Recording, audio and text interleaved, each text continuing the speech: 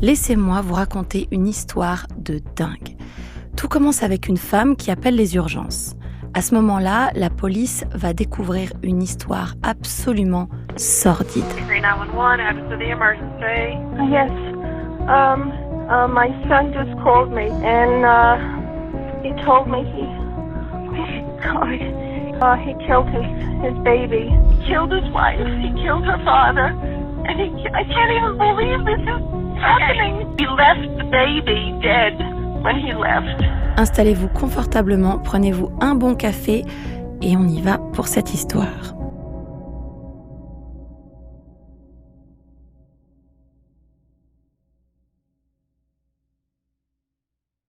Et si aujourd'hui je vous proposais de troquer votre café pour une boisson au lit? C'est des boissons qui sont super cool. En fait, ça vient en poudre, tu mets ça dans 500 ml d'eau et ça te donne une boisson. Moi, j'utilise beaucoup la gamme hydration parce que je m'hydrate pas assez et grâce à ces boissons-là, je bois plus. Et c'est cool parce qu'avec ces boissons-là, il n'y a pas de sucre, très peu de calories, il y a plein de vitamines et c'est aussi super bon. La gamme hydration que je préfère le plus, c'est 100% d'arômes naturels et il y a plein d'électrolytes et de minéraux là-dedans. Donc c'est vraiment bon pour rester hydraté. Et sinon, vous avez aussi la gamme Iced Tea qui est du vrai thé et t'as la gamme énergie, tu peux remplacer ton café par cette gamme-là et en fait ça te donne un boost d'énergie en évitant les crashs que tu peux avoir, les crashs d'énergie après un café. En fait ils font plein de goûts, moi là mon préféré c'est coconut mais ils font aussi raspberry, pomme, enfin il y a vraiment plein de goûts et ce que j'aime beaucoup aussi c'est que Oli a récemment sorti des boîtes comme ça qui permettent d'être beaucoup plus respectueuses de l'environnement. Mais si jamais vous voulez tester et que vous voulez pas prendre des grosses boîtes, vous pouvez prendre les packs découvertes. C'est des petites boîtes comme ça. C'est un bon moyen de tester plein de saveurs. Et c'est vrai que c'est quand même bien si on veut tester et qu'on veut pas tout de suite prendre la grosse boîte. Donc si vous voulez tester, vous pouvez utiliser mon code ROMI, ça vous donne moins 10% sur tout le site. Ou bien vous pouvez aussi utiliser mon code ROMI5 qui vous donne 5 € de réduction sur votre première commande. Si vous voulez tester Oli, vous avez juste à cliquer sur le lien juste en dessous. Et voilà, on passe à la suite. On est en 1995 quand Steven Pladl, 20 ans, rencontre la jeune Alyssa Garcia de 15 ans via Internet sur un forum. Au début, ils échangent quelques messages, le courant passe bien, et bientôt ils s'envoient des textos presque tous les jours. Et puis ils se mettent à s'appeler chaque soir, et petit à petit, ils deviennent inséparables. Alors Steven décide de partir de chez lui à New York pour aller rencontrer Alyssa dans la vraie vie, au Texas. Il fait des milliers de kilomètres, des heures et des heures de route pour rencontrer une mineure. Alyssa, elle se laisse embrigader par ce gars qui lui dit qu'il est fou amoureux d'elle. Elle est impressionnée par lui, il est plus âgé, elle se fait manipuler. Les parents d'Alyssa, bien sûr, ils sont fermement opposés à ce couple. Alyssa est beaucoup trop jeune, bien trop jeune pour voir qu'il est en train de la manipuler. Mais dire non à une ado, des fois, c'est un peu compliqué, alors les deux se voient en secret. En fait, Steven prend régulièrement l'avion et va voir Alyssa.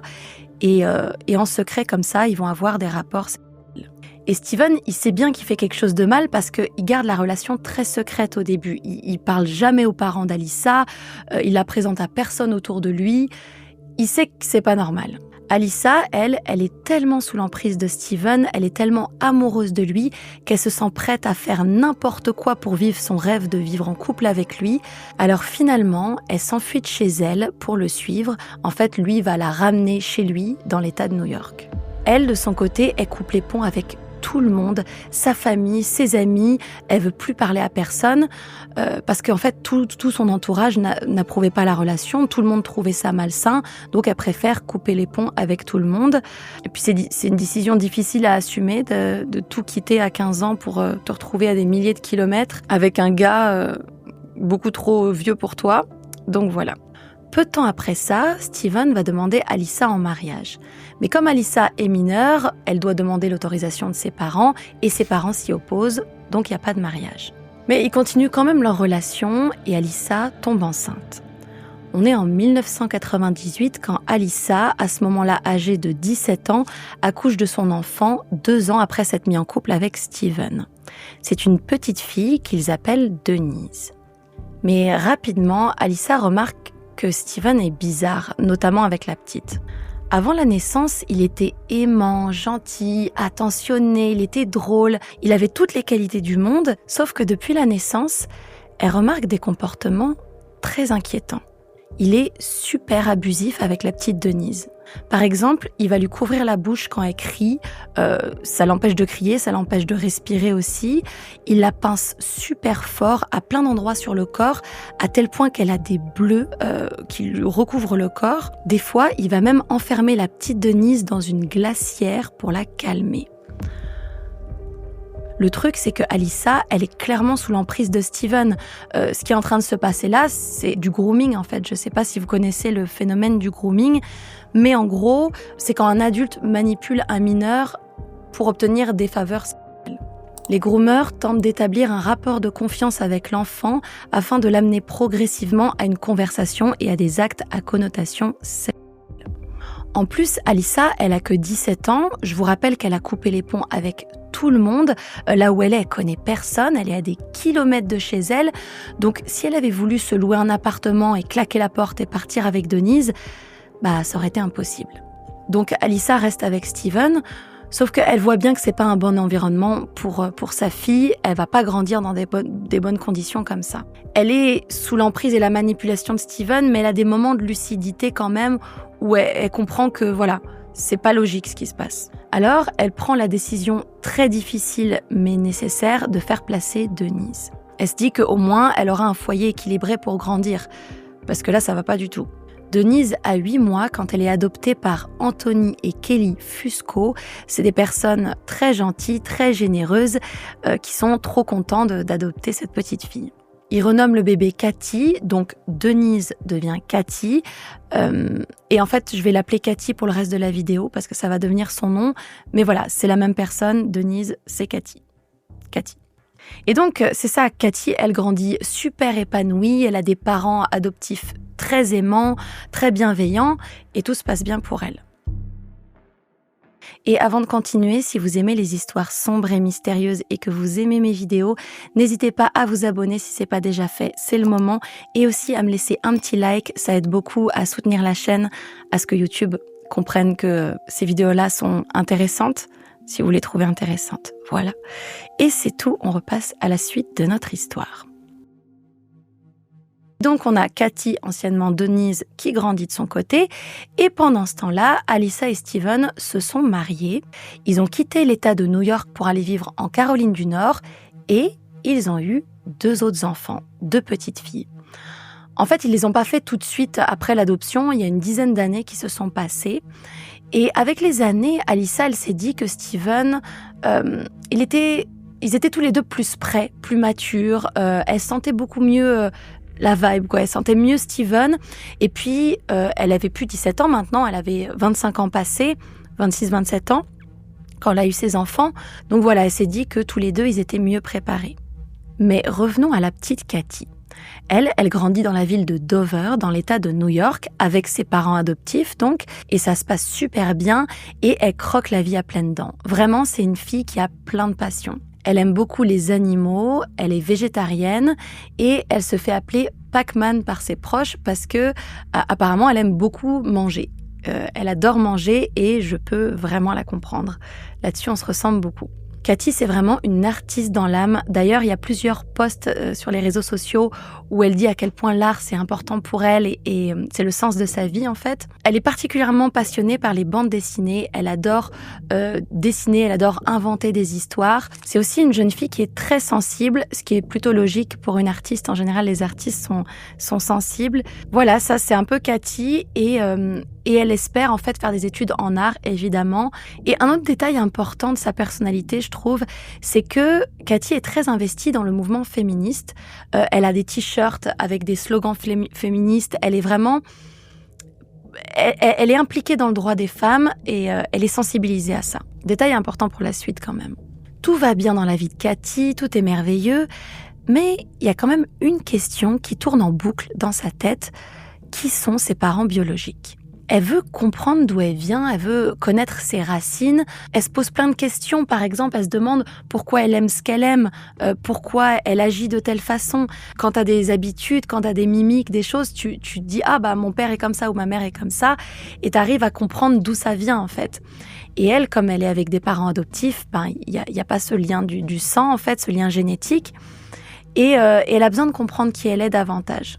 Elle en parle à ses parents adoptifs, elle leur explique qu'elle aimerait bien retrouver ses parents biologiques et que ça n'a rien à voir avec l'amour qu'elle leur porte, c'est juste qu'elle est curieuse, qu'elle veut savoir si elle leur ressemble, elle veut savoir si elle a hérité des choses d'eux, voilà. Au début, les parents adoptifs sont un peu réticents et une chose à savoir, c'est que eux, ils sont pas au courant du passif de ce qui s'est passé dans la famille avant. Ils sont pas du tout au courant. Donc, ils sont quand même un peu réticents, mais ils se disent que bon, leur fille est adulte maintenant, elle a 18 ans, elle est maître de ses décisions, donc il vaut mieux l'aider dans ses démarches que de dire non et qu'elle se braque et qu'après, le lien de confiance soit rompu. Avec l'approbation de ses parents, elle fait donc sa petite enquête sur Internet et elle retrouve ses parents sur Facebook. Elle les contacte et, à sa grande surprise, ils sont super contents qu'elle ait voulu renouer. Elle va discuter avec eux pendant près d'1 an et enfin, ils décident tous ensemble de se rencontrer. Alors, elle se met en route vers le doux foyer des Paddle, sans se souvenir, parce qu'elle était trop jeune à l'époque, de l'horreur vers laquelle elle retourne. Cathy débarque, tout est beau, tout est rose, du moins en apparence. Rapidement, elle se rend compte que c'est pas du tout la petite famille unie à laquelle elle s'attendait. Elle sait pas qu'entre Alyssa et Steven, ça va plus du tout. En fait, ils sont au bord de la séparation, ils dorment même plus dans la même chambre. Il y a Steven qui dort sur le canapé et Alyssa qui dort dans la chambre. Ça fait des années qu'Alyssa supporte Steven et c'est de pire en pire avec le temps. Steven, c'est quelqu'un de très très spécial. C'est une personne très impulsive, très très colérique. Il est capable de péter un plomb d'un coup et de tout casser dans la maison. Souvent, ça lui arrivait de donner des coups de pied, des coups de poing dans les murs. Il est violent avec Alyssa, il est violent avec les filles. Tout le monde a peur de lui. Une fois, sa fille s'était fait pipi dessus et au lieu de la nettoyer, la réconforter, il s'est mis à lui hurler dessus. Il l'a placée dans la baignoire et il l'a obligée à rester là pendant des heures. Je vais faire une petite parenthèse, mais ça, c'est le genre de violence hyper banale que beaucoup de gens ont vécu. C'est pas de la violence avec des coups de poing, des coups de pied, mais c'est une violence quand même. Et ça m'énerve beaucoup parce que il y a plein de gens qui ont vécu ça dans leur enfance, ce genre de violence hyper banalisée parce que on dit juste mon père ou ma mère était un peu dur, mais en fait c'est très grave. Et ça traumatise plein de gens. Donc voilà, je voulais juste faire une petite parenthèse pour dire que ça m'énerve. Et donc voilà, il a laissé sa petite fille pendant des heures et des heures dans la baignoire, jusqu'à temps que Alyssa rentre du travail, retrouve sa fille tremblante et terrorisée dans la baignoire. Sa petite fille d'ailleurs, qui osait plus sortir de la baignoire et qui a demandé à sa mère « Est-ce que je peux sortir maintenant ?» À cause de son comportement hyper imprévisible, Steven n'a pas réussi à garder d'emploi stable. Il n'arrivait jamais à garder un boulot, alors Alyssa était obligée d'accumuler les petits boulots pour faire vivre sa famille. Et du coup, ça l'obligeait à laisser les enfants seuls avec Steven toute la journée. Ce qui est la pire chose, parce que du coup, Steven, il a carte blanche pour faire sa loi et terroriser les enfants, mais elle n'avait pas le choix. Il passe ses journées à hurler pour le moindre prétexte, la moindre chose peut tourner au drame. Tout le monde marchait sur des œufs constamment, c'était l'enfer à la maison. Et il faut bien comprendre quelque chose, c'est qu'Alyssa, à ce moment-là, elle est manipulée et elle a peur. Donc elle peut pas juste claquer la porte du jour au lendemain et recommencer à zéro. Elle était clairement malheureuse dans cette situation et s'il y avait eu une porte de sortie, elle l'aurait prise. Sauf que elle est dans une situation de violence conjugale et c'est une dynamique qui est vraiment complexe. Tu restes parce que tu as peur, tu restes parce que tu crois que ça va aller mieux ou parce que tu te dis c'est mieux pour les enfants, pour la stabilité, il leur faut un père et une mère. Et puis tu peux aussi rester pour des raisons financières. Des fois, tu n'as juste pas les moyens de déménager, de recommencer à zéro. Et puis il y a aussi tout le côté lavage de cerveau. Quand tu passes des années avec quelqu'un qui te manipule, à la fin, tu sais même plus si les décisions de ton mari, c'est les siennes ou les tiennes. Tu sais plus ce que tu vaux, tu comprends plus, t'as plus de recul sur la situation. Et puis autre chose, c'est que si elle partait, elle avait aucune idée de qu'est-ce que ferait Steven. Si ça se trouve, il aurait pu se mettre à leur poursuite et qui sait ce qui serait arrivé si jamais il les avait rattrapés. Elle avait vraiment peur pour sa vie à certains moments. Bien sûr, j'enlève pas la responsabilité d'Alyssa là-dedans. C'est sûr qu'elle a une part de responsabilité. Mais pour moi, l'abuseur dans cette histoire, c'est vraiment Steven. Mais dites-moi ce que vous en pensez. Et en plus de ça, le pompon, Steven est un grand fan d'armes. Il en a plusieurs chez lui, donc voilà. On a un gars imprévisible avec des armes, qui aime faire sa loi. Alors voilà, vous imaginez un peu le cocktail. Il faut savoir que dans les cas de violence domestique, il faut environ 7 tentatives à une victime avant de pouvoir quitter son agresseur, la fuite étant souvent le moment le plus dangereux dans ce type de relation. Et quand c'est le moment de la fuite, bien souvent c'est parce qu'il y a eu une opportunité. La bonne opportunité au bon moment, c'est vraiment une histoire de saisir sa chance un peu. Et Alyssa n'avait pas d'opportunité pour le moment. Et si vous détestez pas assez Steven, écoutez bien ça. Ah, je peux pas cette anecdote-là. Un jour, il y a le chat du voisin qui s'égare, et qui va jouer dans le garage de Steven. Et Steven, au lieu de chasser le chat, il va le battre à mort, d'abord avec ses mains et ensuite avec des outils, avant de jeter le corps du chat dans un sac poubelle. Très, très sympathique, ce monsieur. Mais rien de tout ce que je vous ai raconté ne paraît quand Cathy arrive et déménage dans la maison. Tout paraît magnifique, tout paraît génial. Cathy ne voit rien de tout ça. Elle adore ses 2 petites sœurs. Vous savez que Alyssa et Steven ont fait 2 autres enfants. Cathy les adore, elle s'entend super bien avec elles. Elles ont à ce moment-là 7 et 10 ans, les 2 petites. Elle s'entend aussi super bien avec Alyssa, elle a plein de points communs avec elle. Elle s'entend aussi super bien avec Steven. Et là, il se passe un truc trop bizarre. Le courant passe tellement bien entre les 3 que Cathy décide de déménager avec ses parents biologiques, avec Alyssa et Steven. Fraîchement diplômée, Cathy, 18 ans, décide de prendre une année sabbatique avant de reprendre l'université et elle déménage à plus de 1000 km de chez elle. Elle quitte tout du jour au lendemain pour aller vivre chez ses parents biologiques. Évidemment, les parents adoptifs de Cathy, ils sont surpris, mais encore une fois, ils n'ont aucune idée de ce qui s'est passé, ils n'ont aucune idée de comment est vraiment Steven. Donc voilà, et ils se disent que Cathy, c'est une jeune fille mature, intelligente, elle sait ce qu'elle fait, et puis dans tous les cas, dans un an, elle revient reprendre ses études. C'est pas une décision sans retour. Donc elle va passer une année là-bas, elle va vivre son truc, et elle va revenir et elle va reprendre ses études. Et ils se disent aussi qu'elle veut peut-être établir un lien plus approfondie avec ses 2 petites sœurs, parce que c'est vrai que c'est important d'établir un lien à un âge assez jeune, parce qu'après c'est pas pareil quand tu renoues les liens à l'âge adulte. Donc voilà, c'est peut-être pour ça qu'elle veut vivre avec elle. Donc Cathy déménage et Alyssa, elle est vraiment heureuse parce que quand elle a laissé sa petite Cathy pour l'adoption, ça lui a vraiment fendu le cœur. Elle l'a fait parce que c'était nécessaire, mais elle s'était dit qu'elle la reverrait plus jamais. Et là, elle a cette seconde chance, elle a cette opportunité de passer du temps avec elle, donc elle est trop contente. Le truc, c'est que elle n'a pas tant que ça de temps à passer avec elle parce qu'elle est toute la journée au travail. Je vous rappelle, Alyssa, elle a plein de boulot, elle travaille toute la journée pour subvenir aux besoins de sa famille, donc elle n'est pas là la journée. Et alors que les semaines passent et qu'Alyssa est absente, il se passe un phénomène étrange. Steven change petit à petit pour le mieux. Ça étonne beaucoup Alyssa, parce que je vous ai brossé le portrait de Steven, c'est pas un gars agréable, c'est pas un gars... Voilà.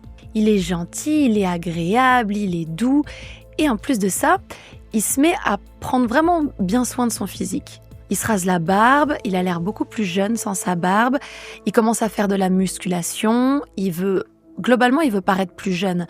Ses choix de vêtements ont plus rien à voir. Avant, il s'habillait vraiment comme un quarantenaire, comme un papa. Et là, il s'habille avec des tenues beaucoup plus cool, à la mode, avec des t-shirts serrés. Il se laisse pousser les cheveux aussi. Il fait un changement brutal de look. Et puis, Steven se rapproche de plus en plus de Cathy. Il est toujours avec elle, à tel point qu'un soir, Alyssa entre dans la chambre de Cathy et découvre qu'il dort sur le sol, au pied du lit de Cathy. Du coup, Alyssa, elle va voir Cathy et elle lui dit « Hey, fais attention avec Steven ». Et c'est là qu'elle lui explique que quand elle était bébé, il a quand même essayé de la tuer. Cathy n'était pas au courant de ça. Mais quand elle entend ça, Cathy hausse les épaules et elle répond que Steven a changé, que c'est plus le même. Il lui ferait jamais de mal, elle a 100% confiance en lui. Donc clairement, Cathy commence à être manipulée par Steven de la même manière qu'Alyssa avait été manipulée par Steven 20 ans plus tôt. Et puis, comme Alyssa est absente toute la journée, on ne sait pas du tout ce qui se passe entre Steven et Cathy, mais Steven pouvait très bien dire que c'était Alyssa la grande méchante dans l'histoire, que c'était elle l'agresseur, c'était elle qui était violente, c'était elle qui oppressait la famille. Voilà, il pouvait totalement réinventer le narratif de l'histoire. Et donc, c'est ça, Alyssa, elle voit que Steven et Cathy sont vraiment, vraiment très proches, mais elle se dit, ok, peut-être qu'ils veulent rattraper le temps perdu, peut-être que, voilà, ils cherchent à tisser un lien père-fille un peu bizarre. Mais bon, Alyssa, elle va quand même voir Steven pour lui demander pourquoi il dort sur le sol de la chambre de sa fille. C'est trop bizarre, elle n'arrive pas à comprendre ça. Et ça a déclenché une grosse dispute et Cathy s'en est mêlée, elle s'est mise à défendre Steven et le ton est tellement monté que Steven et Cathy ont quitté la maison en claquant la porte. Et là voilà notre opportunité. Alyssa comprend enfin que tout ça c'est allé trop loin, elle en peut plus de cette relation et 3 mois après cette dispute, elle demande le divorce. On est en novembre 2016 et à ce stade, elle se dit pas encore qu'il y a quelque chose qui se trame entre Steven et Cathy. Elle peut pas imaginer un truc pareil, mais clairement, elle trouve que la relation entre deux, elle est malsaine. Mais elle était loin de se douter à quel point. Donc Alyssa enfin divorce après ces années d'enfer et elle quitte la maison. Du coup, Steven et Cathy retournent à la maison et là, c'est terrain libre pour Steven qui est enfin tout seul avec Cathy. Mais attendez, vous savez, ils ont 2 petites filles et la garde est partagée avec le divorce. Donc, les 2 petites filles passent une semaine chez Alyssa, puis le week-end chez Steven. Et en mai 2017, alors que c'est au tour d'Alyssa d'avoir ses filles, elle fait une découverte choquante. La plus grande a ramené son journal intime et Alyssa découvre le terrible secret. Je vous lis le journal intime.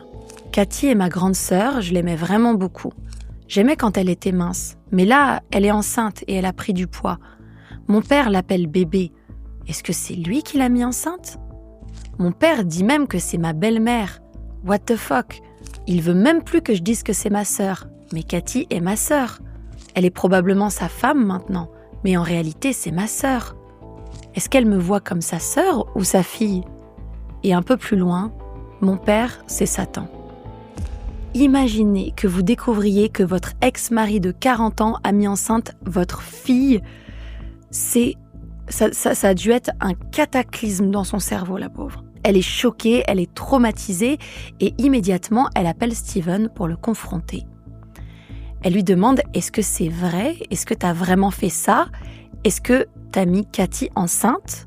Et là, Steven répond tout simplement « Je pensais que tu le savais déjà, Cathy et moi, on s'aime. » Alyssa s'est mise à crier, à l'insulter. « Comment t'as pu faire ça ? T'es un malade, c'est ta fille. C'est une enfant, elle a tout juste 18 ans, c'est ton enfant. Comment tu peux t'autoriser un truc pareil ?» Évidemment, Steven, ça l'a pas du tout raisonné, vous imaginez bien. Alors Alyssa va tout de suite à la police pour essayer de sauver sa fille. Le 31 mai 2017, elle leur signale l'inceste et la police interroge tout le monde, dont les 2 petites filles. Pendant ce témoignage, elle rapporte que Cathy et Steven dorment dans le même lit, que Cathy est enceinte de Steven et qu'ils se sont tous assis autour d'une table et que Steven leur avait dit d'arrêter d'appeler Cathy grande sœur, qu'il fallait à partir de maintenant l'appeler maman. Steven leur a aussi dit de ne rien dire parce que sinon les autres élèves dans leur classe allaient se moquer d'elle. Donc encore une fois, ils savaient très bien ce qu'ils faisaient. L'enquête continue son cours et en attendant, personne n'est arrêté. Et donc tout ce petit monde peut continuer à vivre ensemble sous le même toit. Et le 20 juillet 2017, une petite mise à jour est faite sur le profil Facebook de Steven. Son statut passe de « en couple » à « marié ». Steven et Cathy se sont dit oui. Ils se marient dans le Maryland et peut-être que vous vous demandez comment c'est possible que l'État ait autorisé un mariage entre un père et sa fille. L'inceste, c'est quelque chose d'illégal. Eh ben, bonne question. En fait, Steven a apparemment trafiqué les papiers. Je ne sais pas comment il a réussi à trafiquer les formulaires de mariage, mais il a réussi et personne ne s'en est aperçu. Et regardez cette photo lunaire. On a le marié, donc le père, la fille qui est la mariée, et les invités qui ne sont nul autre que les parents adoptifs de Cathy et la mère de Steven. Les parents adoptifs de Cathy ont assisté à ce mariage de fou. Ils savaient, ils étaient au courant que leur fille se mariait avec son père et ils sont là, souriants, ils apprécient le mariage aux côtés de Steven et Cathy qui, à ce moment-là, est enceinte de 8 mois. Alors, en fait, ce qui est en train de se passer, c'est que, évidemment, les parents adoptifs étaient choqués d'apprendre que les deux comptaient se marier, mais encore une fois, ils aiment tellement Cathy et la dernière chose qu'ils veulent, c'est que Cathy coupe les ponts avec eux. S'ils avaient dit à Cathy « Non, on vient pas au mariage, on n'approuve pas du tout, c'est n'importe quoi », si ça se trouve, elle aurait arrêté définitivement de leur parler et là, elle se serait retrouvée totalement livrée à elle-même dans cette relation. Cathy, elle était trop amoureuse de Steven, elle croyait être trop amoureuse de Steven, donc elle l'aurait choisi quoi qu'il arrive. Et sûrement que les parents adoptifs trouvaient ça horrible, répugnant, mais au moins en acceptant de venir, ils se sont dit que ils étaient là pour elle si elle avait besoin. Après, le choix qu'ils ont fait est un petit peu discutable. Je ne sais pas ce que vous en pensez, mais ils auraient aussi pu appeler la police et dire que le mariage était faux. Et tout ça se serait arrêté en fait. Mais peut-être que ils se sont dit si la police s'en mêle, si le mariage est annulé, notre fille va trouver un moyen de s'échapper avec lui, je sais pas. C'est une situation hyper délicate. Je souhaite à personne de se retrouver dans une situation comme ça. Et c'est trop bizarre parce que quand on voit les photos de Cathy et Steven, ils se ressemblent beaucoup. Ils ont les mêmes yeux, ils ont la forme du visage, surtout le bas, la mâchoire, qui se ressemblent beaucoup, la même couleur de cheveux. Ils ont clairement l'air d'un père et de sa fille. Et maintenant, ils sont mariés femmes. Dans la légende d'une des photos de mariage, c'est écrit « Rien de très chic, juste de l'amour ».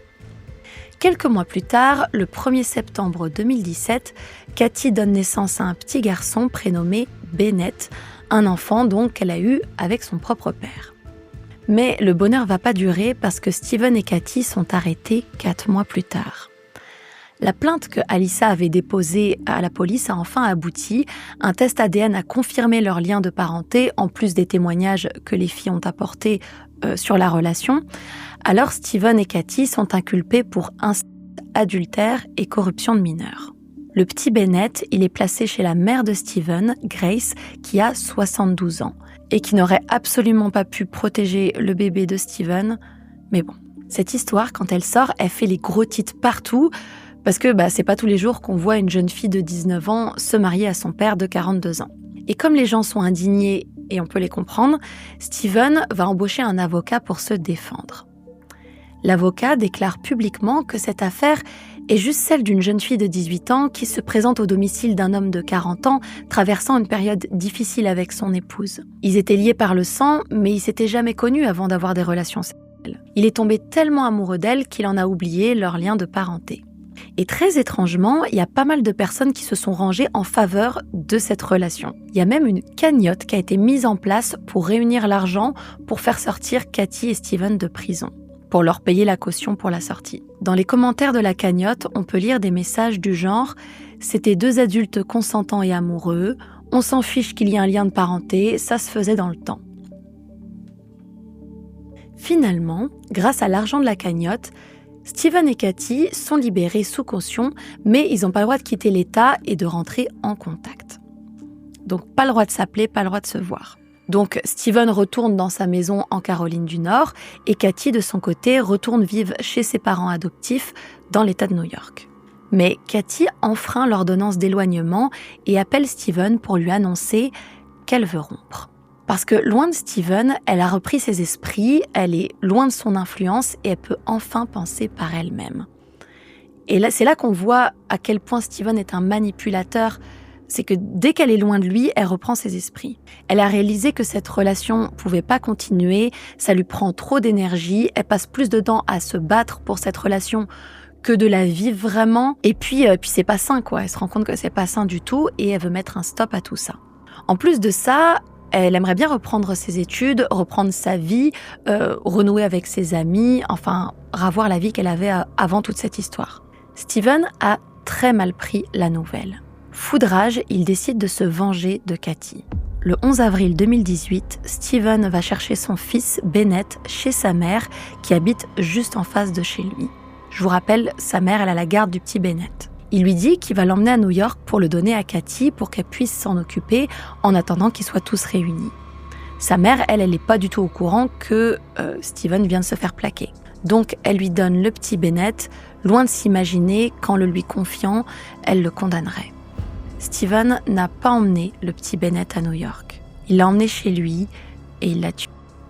Bennett avait seulement 7 mois.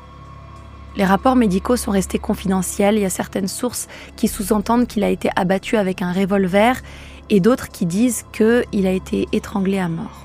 Après ça, il a caché le corps de son fils dans la garde-robe. Mais le carnage est loin d'être terminé. Ensuite, Steven prend sa voiture et il roule toute la nuit sur 965 km pour se rendre à New York. Aux premières heures du matin du jeudi 12 avril, Steven arrive devant la maison de Cathy. Il reste assis dans sa petite fourgonnette bleue et il attend patiemment.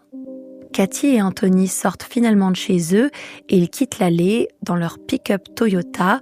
En fait, ils partent se rendre chez la grand-mère de Cathy sans se douter que Steven les observe. Steven savait bien que c'était une habitude pour eux. En fait, chaque mardi et chaque jeudi, ils allaient rendre visite à la grand-mère. Steven démarre et il les suit de près. Et là, à l'intersection entre deux routes, à un feu rouge, la voiture d'Anthony et Cathy s'arrête. Steven sort alors de sa voiture, s'approche de leur fenêtre et leur tire dessus avec sa carabine. Cathy, 20 ans, et Anthony, 56 ans, sont morts sur le coup dans la voiture. Après ça, Steven re-rentre dans sa voiture et il appelle tout de suite sa mère pour lui dire qu'il a assassiné son fils, Bennett, sa fille, Cathy, et son père adoptif, Anthony. Et c'est là que sa mère, paniquée, appelle la police. 911, address of the emergency. Yes. My son just called me and he told me he died in North Carolina. He killed his baby and he's in the house. Okay, you said that he told you he killed his baby. Okay, ma'am, listen to me. Tell me exactly what happened. Et ce jour-là, à l'intersection où le massacre a eu lieu, il y a eu un témoin, un pompier qui n'était pas en service ce jour-là, et donc lui aussi appelle le 911. 911, what's the location of your emergency? Hello, this is Connecticut. It's on Route 7 and Route 55. Someone just went by and shot this guy in the truck. Somebody just shot somebody in a truck on Route 55, sir? Yes, right at the beginning of Route 55 and Route 7. It just happened. Car pulled up, went around him, shot him. Whole clip full into his head. Okay, sir, just stay on the line with me.